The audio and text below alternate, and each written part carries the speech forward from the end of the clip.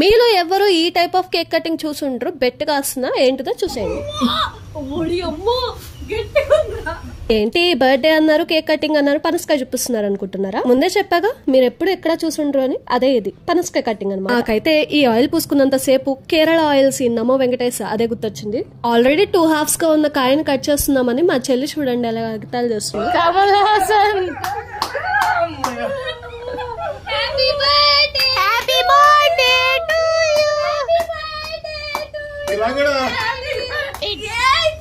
Literally అది లాగుతుంటే నేను జరిగిపోతున్నా తప్ప అది మాత్రం రావట్లేదు.